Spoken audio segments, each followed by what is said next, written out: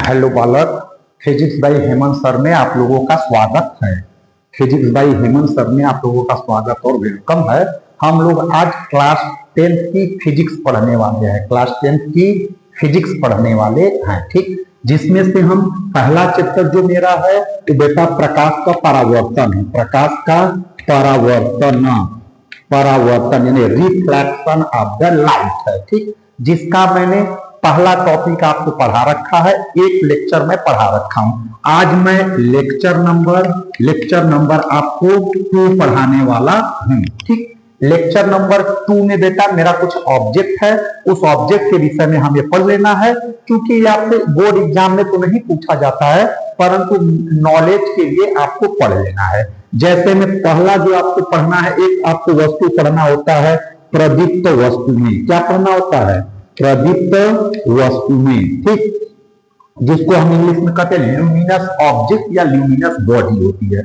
दूसरा आपको बेटा पढ़ना है, इसी में अ लगा दो, अदीप्त वस्तु में, अदीप्त वस्तु में, अदीप्त वस्तु में, ठीक। एक हमको प्रदीप्त वस्तु में पढ़ना है और दूसरा हमको पढ़ना है अदीप्त वस्तु में पढ़ना है, ठीक। तो प्रदीप्त वस्तु में पहला आपको पढ़ाने के लिए आ रहा हूं, ठीक। पहला हम जो पहला हेडिंग आप लोग क्या डाल लोगे बेटा? हम लोग पहला प्रदीप्त वस्तु में आप हेडिंग डाल लो, एकदम जल्दी से अपने कॉपी पर लिख लो, ठीक। तो प्रदीप्त का मतलब होता है प्र शब्द का मतलब होता है स्वयं। प्र शब्द का क्या मतलब होता है? स्वयं। दीप्त शब्द का मतलब होता है प्रकाशक, यानी कि स्वयं प्रकाशक। वस्तु का मतलब होता है वस्तु, यानी कि प्रदीप्त वस्तु का मतलब इन तीनों को मिलाकर एक अच्छा सा आपको लैंग्वेज निकाल देना है, ठीक। क्या निकालोगे अपने से बताओ? ऐसी वस्तुएं या वे वस्तुएं, ऐसी वस्तु में जो प्र माने स्वयं, दीप्त माने प्रकाश, ऐसी वस्तुएं जो स्वयं प्रकाश का उत्सर्जन करती हैं उन्हें प्रदीप्त वस्तु कहते हैं। फिर से बोलो, पहला हेडिंग क्या डालोगे आप? प्रदीप्त वस्तुएं। इसकी डिफिनेशन क्या लिखोगे? ऐसी वस्तुएं जो स्वयं प्रकाश का उत्सर्जन करती हैं प्रदीप्त वस्तु कहलाती है, ठीक। जैसे किस किस वस्तु को आप प्रदीप्त वस्तु कहते हो? तो कहते हो सर जी सूर्य लगातार प्रकाश का उत्सर्जन कर रहा है तो इसको हम प्रदीप्त वस्तु कहेंगे। फिर कहोगे सर तारा भी प्रकाश का उत्सर्जन स्वयं करता है, इसलिए भी इसे हम प्रदीप्त वस्तु कहेंगे। कहोगे सर जलती हुई मोमबत्ती, बर्निंग कैंडल, जलती हुई मोमबत्ती ये भी स्वयं प्रकाश को उत्सर्जन करती, इसको भी प्रदीप्त वस्तु कह सकते हो? हाँ कह सकते हो। कहोगे सर अगर कोई इलेक्ट्रिक बल्ब जल रहा है, जब हमने बल्ब को इलेक्ट्रिसिटी दिया तो वो भी जलना प्रारंभ कर दिया, क्या इसको भी प्रदीप्त वस्तु कहोगे? हाँ भाई, इसको भी कहेंगे। क्यों नहीं कहेंगे आप बताओ? क्यों नहीं कहेंगे?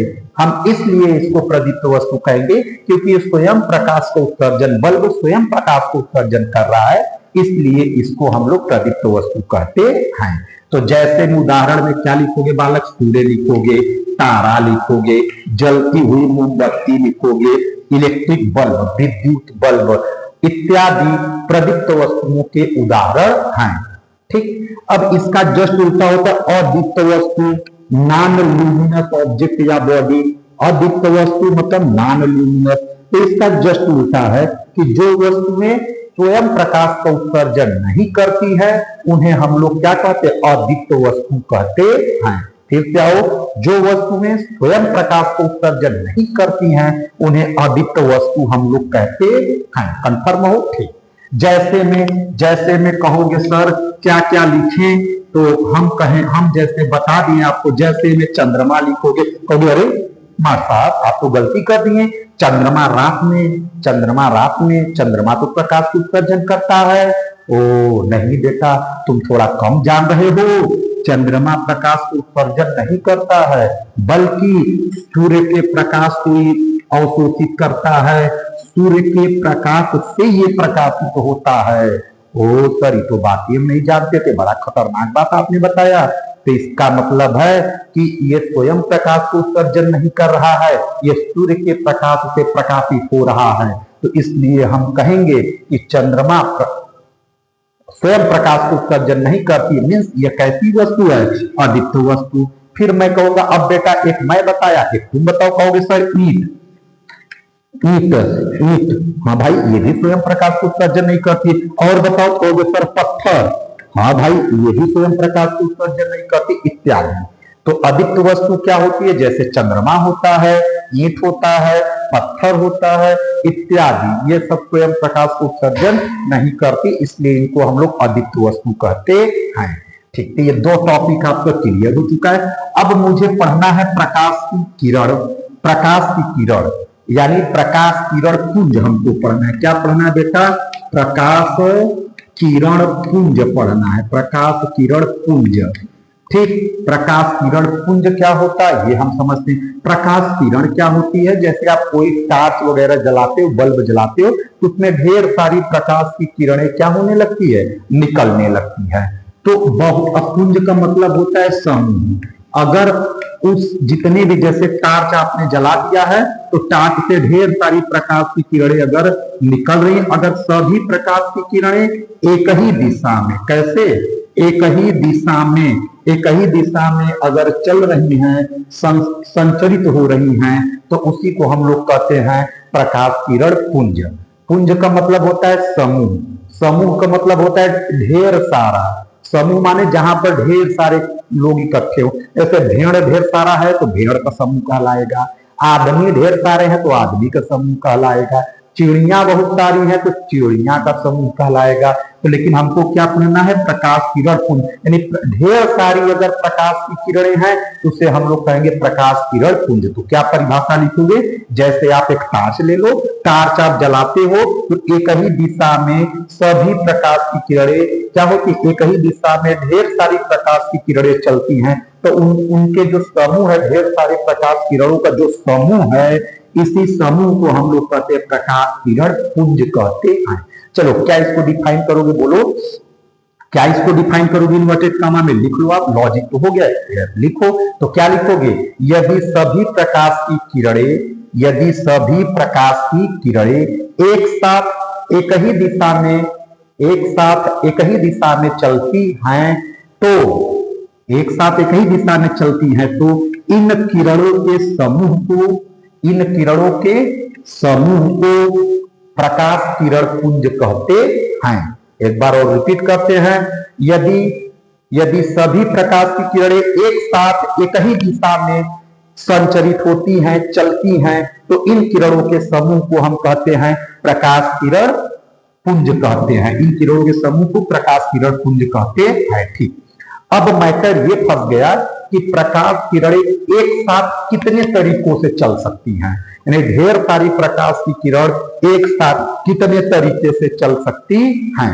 ठीक, तो ढेर सारी प्रकाश की किरण एक साथ कितने तरीकों से चल सकती हैं? तो उसका आंसर है 3 तरीके से चल सकती है। कितने तरीके से चल सकती है?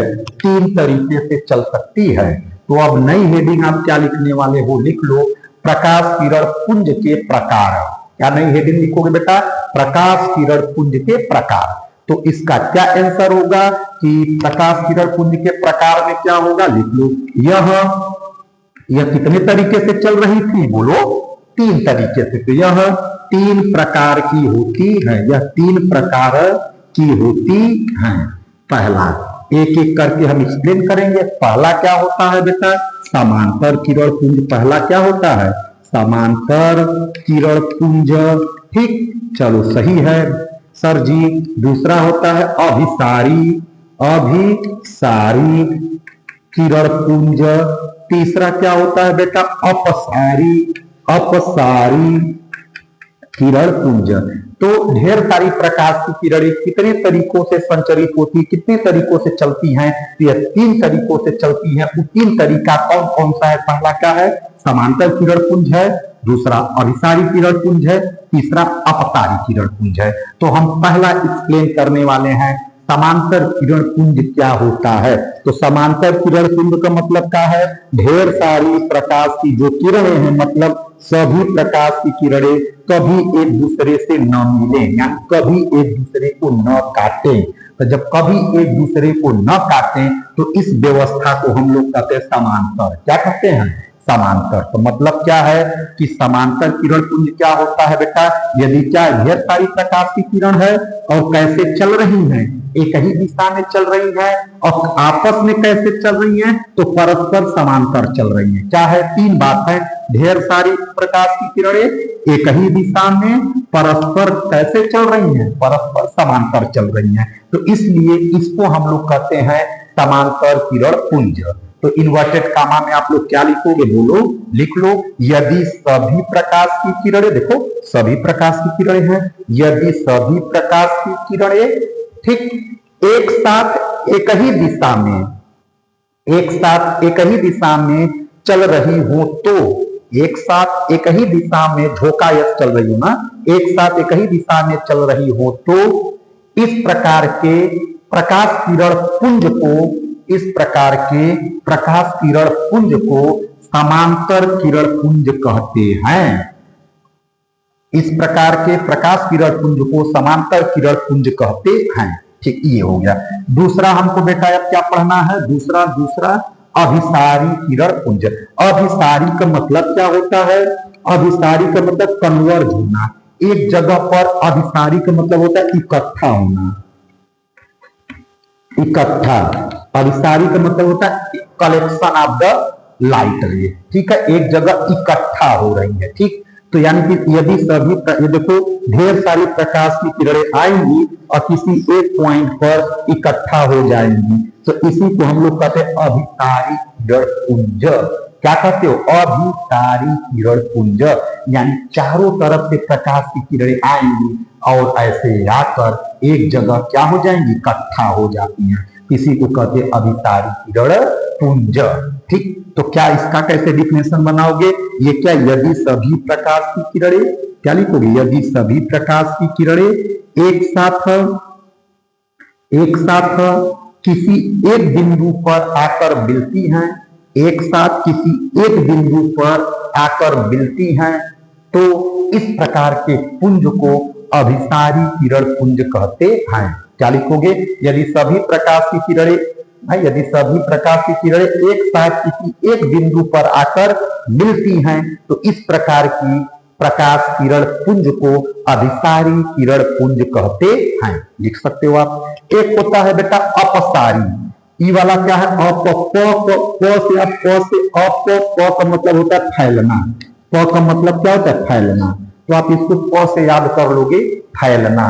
तो इसमें क्या होता है कि इसमें क्या था, सभी दिशा से आकर किसी एक बिंदु पर आकर मिलती हैं, लेकिन इसमें जस्ट उल्टा होता है। इस बगल से एक बिंदु से, प का मतलब होता है फैल जाना, एक बिंदु से चारों तरफ क्या हो जाएंगी, किसी एक बिंदु से चारों तरफ होकर फैल जाएंगी, किसी एक बिंदु से चारों तरफ फैल जाती हैं। ठीक, प माने फैलना। तो क्या लिखोगे, इधर से देखोगे, आंख लगाकर तुम यहां से देखोगे, आंख लगाकर देखोगे तो क्या लिखोगे, यदि सभी प्रकाश की किरणें किसी एक बिंदु से आती हुई प्रतिभा, उल्टा आ गए, ये बगल आ गए हो, तो क्या लिखोगे, यदि सभी प्रकाश की किरणें किसी एक बिंदु से आती हुई प्रतीत होती हैं, तो इस प्रकार की पुंज को अपसारी किरण पुंज कहते हैं।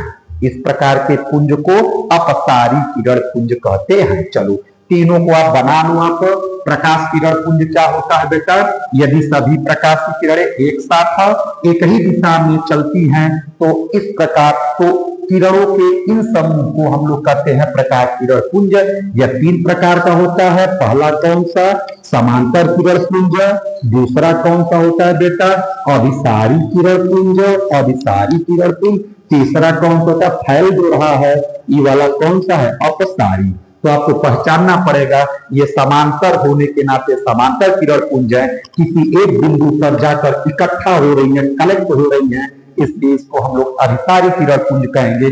और माने क्या होता है, फैल रही है, किसी एक बिंदु से चारों तरफ फैल जा रही है, इसलिए इसको हम फैलने से अपसारी याद कर लेंगे। तो समांतर, अभिसारी और अपसारी, इस तरीके से आपको ये हेडिंग आपका क्लियर हो चुका है। ठीक, ओके, धन्यवाद।